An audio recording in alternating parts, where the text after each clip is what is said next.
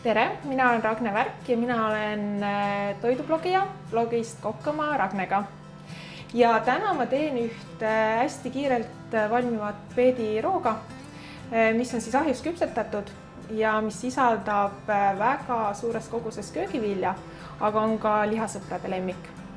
Et on suvikõrvitsat, peeti, porgandit ja selle vahele panen natuke sinijälitusjuustu ja siis peale katteks mozzarellat.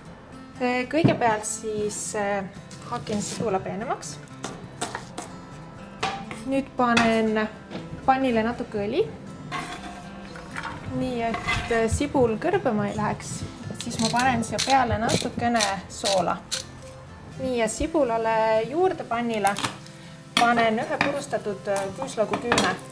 Ja selle tuleb siis pannile lisada siis, kui sibul on juba kergelt pehmeks muutunud. Nüüd ma olen juba eelnevalt ära riivinud peedi, suvikõrvitsa ja porgandi. Need tuleb siia kõik kokku panna. Ja nüüd, kui mul on need ära segatud, siis ma maitsestan natukese soolaga. Ja siis panen veel värskelt jahvatatud musta pipart juurde. Nii, ja siis sibul ja küüslauk.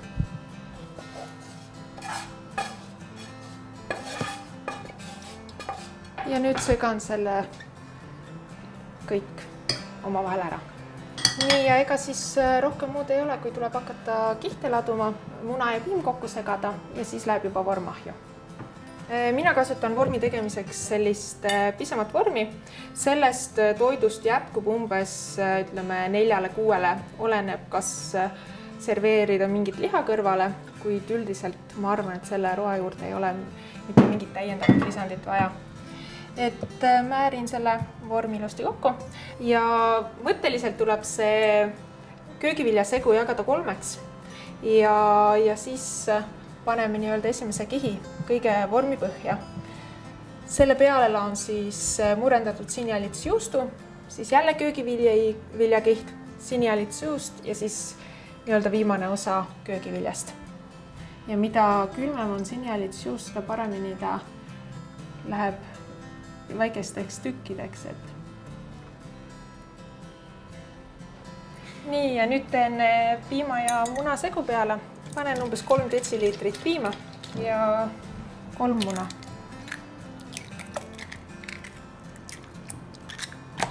Need segan siis omavahel ära. Ja siis natukene värskelt hakitud tilli. Nii, ja natukene pipart. Ja nüüd tuleb see kõik see vormile peale valada. Ja siis mozzarella riivin siia peale. Ja siis paneme ahja ja umbes 45 minutit.